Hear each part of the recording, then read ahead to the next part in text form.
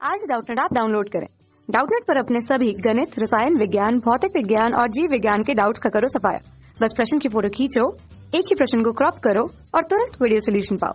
अभी डाउनलोड करें। यदि रो घनत्व की किसी वस्तु का भार कैपिटल W है तो वायु जिसका घनत्व सिग्मा दिया हुआ है में इसका आभासी भार क्या होगा ये हमको ज्ञात करना है। विकल्प में देखकर बताना है कि कौन सा विकल्प निम्न में से सही है अथवा नहीं है।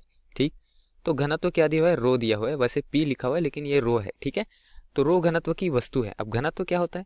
प्रति एकांक आयतन पर उपस्थित द्रव्यमान होता है। ठीक है, यहाँ पर लिख देते हैं द्रव्यमान प्रति एकांक आयतन पर उपस्थित, मतलब द्रव्यमान बटे में क्या आ जाएगा? आयतन। ये है घनत्व किसका? उस वस्तु का। अब यहाँ इसका भार क्या दिया हुआ है? W दिया हुआ है, और भार जो है वो क्या होता है दोस्तों? द्रव्यमान गुना गुरुत्वीय त्वरण। ठीक, तो वायु में इसका आभासी भार कितना होगा, मतलब WV वर्चुअल वेट कितना होगा, ये हमको ज्ञात करना है। अब मान लिया जो वस्तु प्रश्न में दिया गया है वो यह वस्तु है। ठीक है, अब यहाँ पर कितने बल कार्य कर रहे हैं ये हमको देखना पड़ेगा। एक तो इसका स्वयं का द्रव्यमान की वजह से नीचे त्वरण लग रहा है, गुरुत्वीय त्वरण, और वहां पर एक बल लग रहा है भार। ठीक है, W बराबर M गुना G। दूसरा भार कहाँ पर लग रहा है? दूसरा भार यहाँ पर उत्प्लावन बल की वजह से लग रहा है जो विपरीत दिशा पर है, मतलब गुरुत्वीय भार की वजह से जो बल लग रहा है नीचे की तरफ उसके विपरीत दिशा पर उत्प्लावन बल लग रहा है। ठीक, उत्प्लावन बल किस वजह से लग रहा है? वायु की घनत्व की वजह से लग रहा है, ऊपर की तरफ लग रहा है, मतलब ये आभासी भार को क्या करेगा? परिवर्तित करेगा। ठीक, इसमें वास्तविक भार जो लग रहा है गुरुत्वीय त्वरण की वजह से उसके मान में परिवर्तन लाएगा और हमको एक आभासी भार मिलेगा जो नेट भार रहेगा। ठीक है, तो ऊपर की तरफ भी एक बल लग रहा है, उसको भी दर्शा देते हैं यहाँ पर, उत्प्लावन बल कहते हैं इसको। ठीक है, ऊपर की तरफ उत्प्लावन बल कार्य कर रहा है। तो उत्प्लावन बल कितना कार्य करता है दोस्तों? ये होता है V यानी कि आयतन गुना घनत्व। अब वायु का घनत्व सिग्मा दिया है और गुने में आता है गुरुत्वीय त्वरण, ये उत्प्लावन बल का मान है। ठीक है, अब यहाँ कुल जो बल लग रहा है वो नीचे की तरफ लगेगा क्योंकि ये जो W है वह बहुत अधिक है अगर इसकी तुलना करें उत्प्लावन बल से। तो नीचे की तरफ कुल जो भार रहेगा आभासी भार उसको लिख देते हैं यहाँ पर। आभासी भार क्या होगा? दोनों के परिमाणों के योग के बराबर होगा। ठीक है, दिशा के साथ हमको चिन्ह भी लगाना है। ठीक है, चिन्ह लगाएंगे तभी तो पता चलेगा कि जो आभासी भार है या फिर परिणामी भार है वो किस दिशा पर लग रहा है। तो W जो है वो नीचे की ओर लग रहा है, नीचे की ओर को धनात्मक, ऊपर की ओर को ऋणात्मक मानकर चले तो ये क्या हो जाएगा? W ऋण उत्प्लावन बल जो लग रहा है FT वो लिख देते हैं। ठीक है, तो W का मान क्या होता है? M गुना G हमने लिखा हुआ है, M गुना G लिख देते हैं। ठीक, ऋण FT का मान क्या होता है उत्प्लावन बल का? ये होता है V सिग्मा गुना G। ठीक है, ये भी mg होता, लेकिन m का मान क्या होता है? हमने अभी यहाँ पर लिखा क्या है? घनत्व जो होता है द्रव्यमान प्रति एकांक आयतन होता है। इस जगह से हम क्या लिख सकते हैं कि रो बराबर द्रव्यमान क्या है? m है, आयतन क्या है? कैपिटल V है।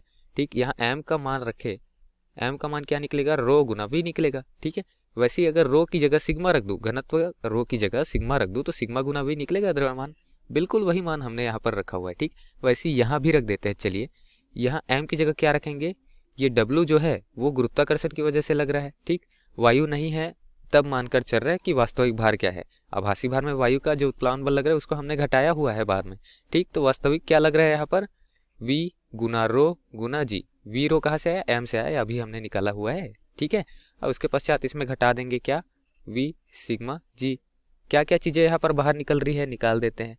यहाँ पर पूरे के पूरे V रो G की हुई बाहर निकाल देते हैं, V रो G को बाहर निकाल देते, तो यहाँ बचेगा एक ऋण। यहाँ पर V रो G बाहर निकालूंगा तो रो का गुना तो पहले करना पड़ेगा, रो का गुना कर देते हैं और नीचे भाग भी दे देते हैं। ठीक है, तो यहाँ से क्या हो गया? रो का गुना किया, रो का भाग दिया, V रो G निकल गया। ठीक है, कौन कौन चीजें निकली?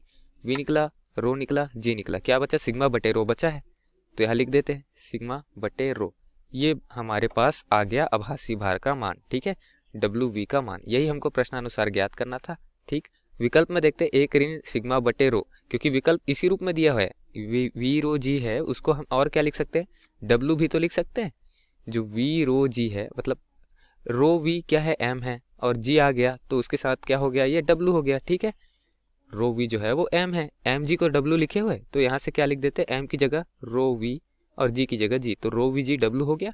इसी तरीके से यहाँ पर क्या लिख देंगे? रो V G की जगह W भी लिख सकते हैं। ठीक, तो W जो है उसके साथ क्या हो गया? एक ऋण सिग्मा बटे P, ये हमारा मान है सिग्मा बटे रो। ठीक, तो ये विकल्प जो है वो सही विकल्प है, बाकी विकल्प गलत विकल्प है। ठीक है, यही हमारे दिए गए प्रश्न का उत्तर था दोस्तों। धन्यवाद।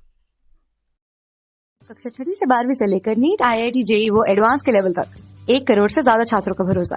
आज ही डाउनलोड करें डाउटनेट ऐप या व्हाट्सएप करें अपने सारे डाउट्स 8400 400 400 पर।